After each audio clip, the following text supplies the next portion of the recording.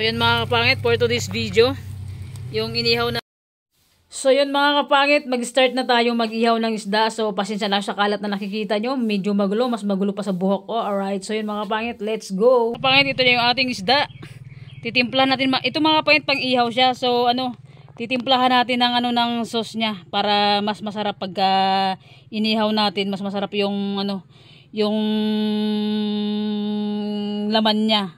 Timplahan natin ng sauce para ipahid-pahid natin, ibabad natin ng konti bago natin ihawin, 'di ba? Para mas the best, mas masarap. Alright. So yun mga kapangit, lagyan natin ng bawang. Tapos sibuyas mga kapangit, yung ating sauce pang ganyan-ganyan sa laman niya para mas masarap, mas malasa, parang ikaw. Mas masarap, mas malasa. Wah! Alright. Hindi, charot lang mga kapangit. And lagyan natin ng ng 4 na kalamansi. Lagyan natin ng 4 na kalamansi mga kapangit para mas masarap siya. Ayan, siyempre mga kapangit yan, hinugasan na natin yung sibuyas and yung bawang. Lagyan ng hugasan natin, nahugasan na natin yung sibuyas at bawang mga kapangit. Bago natin pigain. Lagyan natin mga kapangit ng toyo, mantika, magic sarap, paminta. Diba? Para mas masarap. Alright. Yan, pasensya na kayo sa pasensya na kayo sa background natin sa likod, madami sa harapan, likod harap, maraming kalat. Mga kapangit, mahirap tayo nag-isa sa buhay, sa totoo lang talaga. Ang hirap na walang partner. Ako lahat gumagalaw, ako lahat gumagawa.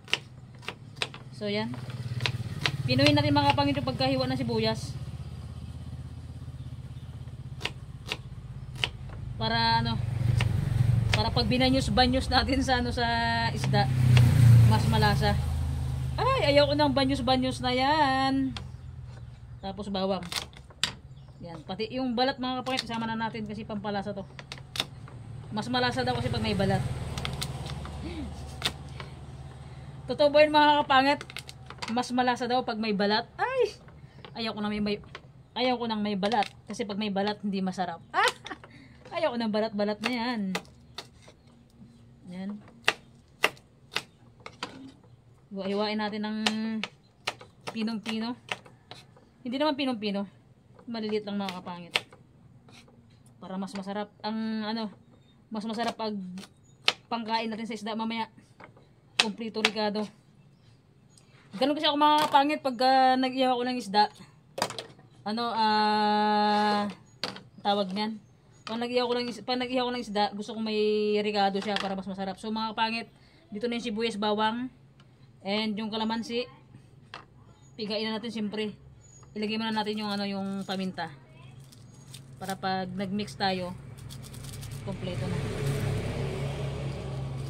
Nagsaing pa ako mga kapangit. Naghugas ng isda.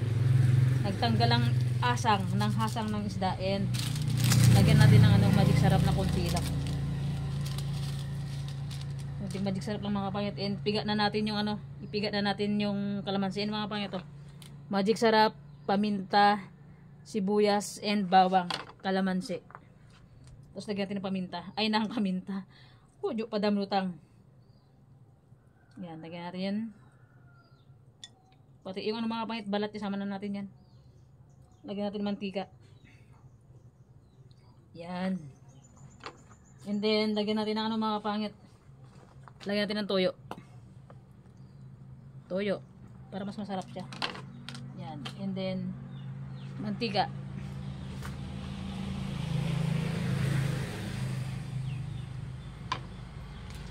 Siyempre mga kapangit, imikos-mikos natin sa isda to. Imikos-mikos natin sa isda. Alright. And siyempre mga kapangit ko, iwain natin sa gitna yung isda. Ayan. Para magpasok sa loob yung sauce niya. Talas ng kutsilyo ko Yan, ayan Iwain natin sa kabila pa. Para mas masarap yung kain ni Edgar mamaya. Para malasa. At ngayon mga kapangit, kanina sa palengke kami namalengke ako kanina. Talagang masama talaga yung pakiramdam ko. Nanghihina na naman ako pero kaya lang naman. And kailangan natin mag-content mga kapangit. Ito na. Mga kapangit, halo-haloin natin. Malinis yung kamay ko mga kapangit ha. Yan, yan yung mga kapangit. Lagyan natin ng sauce dito sa tiyan niya. Kabilaan. Yan. Lagyan natin sa loob yung sibuyas bawang para kumapit. Diba? Para mas masarap.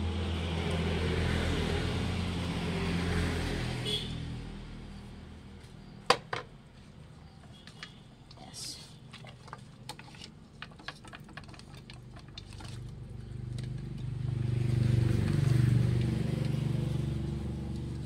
Ay!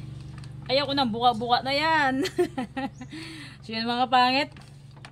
Kahit wala tayong kasama mag-vlog sa pag-iyaw ng isda. Pero parang may kasama din ako kasi nandyan kayo lagi para sa akin. Alright. So mga pangit, tignan yung mata ko. Yan, hindi pa talaga tayo totaling magaling and malakas talaga mga pangit ko. So mga pangit, ibabad ko muna siguro, ibabad ko muna siya ng ano ng mga 10 minutes bago ko siya ihawin na. Ayan o. Diba? Yung mga pangit. Pakita ko sa inyo. Yan. Yan yung isda. Oh, diba? Yan.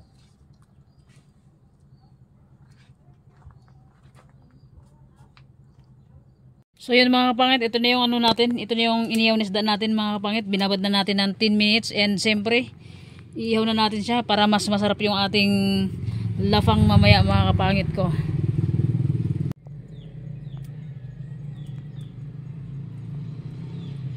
Mga kapangit ko, so yun, kaliligo na natin pero hagard na tayo. And siyempre mga kapangit ko, pagka naluto na natin yung inihaw, kukuha tayo ng dahon ng saging and mag-prepare tayo. Another ano mga kapangit, another tawag nito. Gagawa na naman ako ulit ng para sa sausawan ng ng inihaw na isda natin mamaya. Pang mukbang. Welcome mga kabingi. So mga kapangit, hindi lang natin sigurado kung bakante si Edgar ngayon o kung sino pwede nating isama sa vlog. And siyempre kung walang bakante ngayon, malamang imumukbang natin mag-isa yun. Mukbang mag-isa, alright? Ay, nako Diyos ko. And so yun mga kapangit, dinadala-dala ko lang mga kapangit. Hanggang ngayon talaga masama talaga yung pakiramdam ko. Bakit hindi masama talaga yung pakiramdam ko mga kapangit? Hindi ko alam kung bakit ganito yung yung pakiramdam ko. Hindi ko alam kung anong meron sa katawan ko na hindi magbalik-balik yung ating sigla ng ating katawan. Alright, so yun for today's video. Pasensya na sa ating dirty kitchen, magulo-gulo pa. At hindi pa tayo tapos ihaw ng isda. And so yun mga kapangit, nababad na natin ng 10 minutes yung ating isda. Ihawin na natin. Yan. So yun mga kapangit, parang barbecue tong natin, isda natin, may sauce. Para mas masarap mga kapangit. Diba? Oh my G, medyo malakas yung apoy.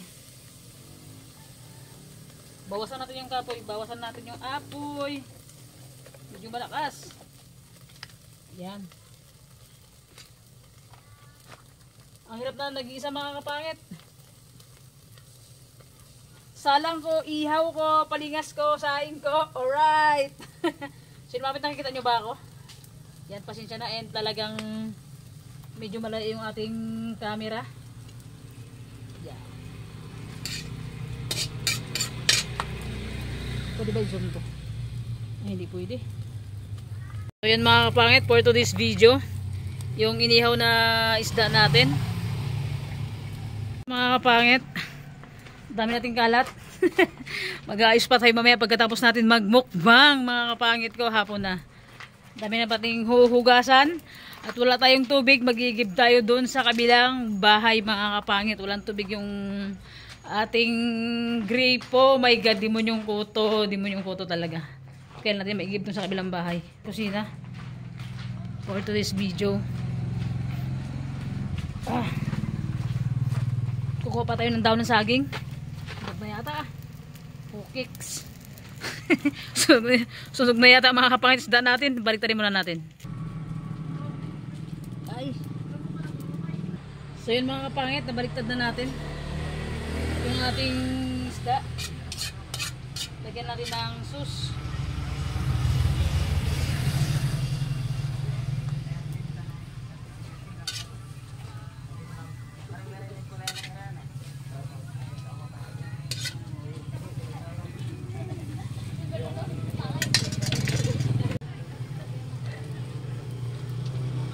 Para mas masarap ang lasa.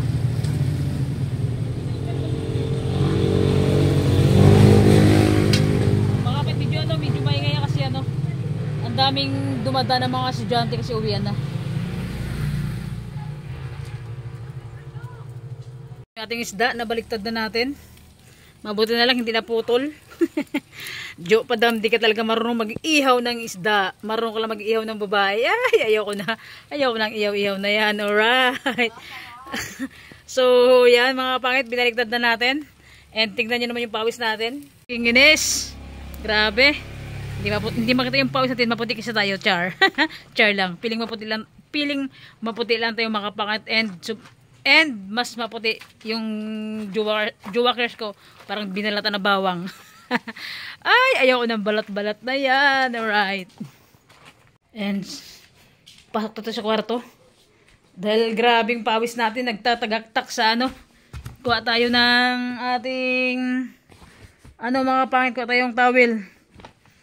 Dahil napakainit. Grabe, pinagpapawisan ako mga kapangit. Yung alam mo yung pawis ko, hindi ako pinagpapawisan na sobrang init. Yung pawis ko sobrang lamig. Hindi ko ba't gato yung pawis ko. Yan isda. Iniwan natin mga kapangit yung isda. Pumunta ako sa kwarto. Baka pagbalik ko dito, mamaya wala na isda natin. Wala na tayong imumukbang. Baka unan pa tayo magmukbang ng aso dito mga kapangit. Yan. Dahil yung aso dito, pagka naiwan naman yung niluluto mo dito, imumukbang agad ng aso. Yan ang bahay. Yan, dami mga estudyante. Uwi na ng mga estudyante mga kapangit paghahapon. Inabangan yung pamangkin ko, wala pa. Ipabantay natin mga kapangit yung ating inihaw na isda. Kukuha tayo ng dahon ng saging. And mamaya mga kapangit, pagkatapos ko mga kapangit magluto mamaya, nakapag-prepare na ako. Magdidilig muna tayo ng ating kalamansi. Yan mga kapangit, yung kalamansi natin. Flex natin. I-flex natin yung bunga. O yan o, nalaki na yung mga bunga niya. O yan. Diba? Malaki na yung mga bunga niya. Nakaraan maniliit pa rin pero may malalaki na. Masama mga kapangit yung masama talaga yung ating pakiramdam talaga. And sa mga walang sawang pagsuporta, maraming salamat po sa inyong lahat sa walang sawang ligsa vlog na na ginagawa ko mga kapangit. Kahit ako lang mag-isa na nandyan pa rin kayo sumusuporta sa akin. Maraming salamat po. And lagi ko pong sinasabi sa vlog na na hindi po ako magsasawa na na magpasalamat always sa inyo sa laging pagsuporta nyo, sa mga walang sawang nanonood sa mga vlog ko, sa mga nagko-comment. Maraming salamat po sa inyo, sa mga silent viewers natin dyan. Maraming salamat sa mga bagong pasok na subscriber po. Malapit na tayo mag 7,000 mga kapangit. Grabe. Ay, kahit papaano is umuusad din and umuusad yung ating subscriber po. Maraming salamat sa lahat ng nakasubscribe sa akin. Thank you so much po talaga sa inyong lahat, madam and sir, mga kapangit ko. Maraming salamat po sa inyong lahat. And sa mga bata nakasubscribe sa akin dyan, shout out po sa inyong lahat. And siyempre sa lahat ng viewers natin, shout out sa lahat ng subscriber, sa lahat ng walang sawang pagsuporta. Maraming salamat po mga kapangit. And ito yan na naman. Mga kapangit, di ko alam ba't ganito yung nararamdaman ko. Pagka sumakit yung sikmura ko mga kapangit, sobrang nanghihina na ako. Yun yung mga kapangit yung nararamdaman ko kapag sumakit yung sikmura ko mga kapangit, bigla na lang ako nanghihina. Hindi ko alam kung anong klaseng sakit ang tawag dito pagka sinisikmura ako. Tapos yun bigla na akong nanghihina. Diba? Pero okay lang mga kapangit kasi kinakaya ko naman. And sa lahat po ng ano, and sa lahat po ng pagsubok sa buhay ko, nakayanan ko yung mga kapangit. Ngayon pa kaya, siyempre wag lang ako madidbol kaagad. Pag nadidbol ako, patay. Siyempre wala tayong magawa kapag nadidbol na tayo mga kapangit ko. Yun mga kapangit, malapit nang maluto yung ating finished product. Finished product. Malapit nang maluto yung ating isda na inihaw mga kapangit. Sakto na talaga yung itong vlog natin mga kapangit. Pang dinner na natin talaga to. Oh. So yun mga kapangit, malapit nang maluto yung ating isda. Umusot ng bunga nga ah. Nag-yos yarn. So yun mga kapangit, malapit yung maluto yung ating inihaw na isda mga kapangit. Talagang takam na ako sa isda na inihaw na to. Mukha ng uling, mas maitim pa sa puwit ko to. Alright.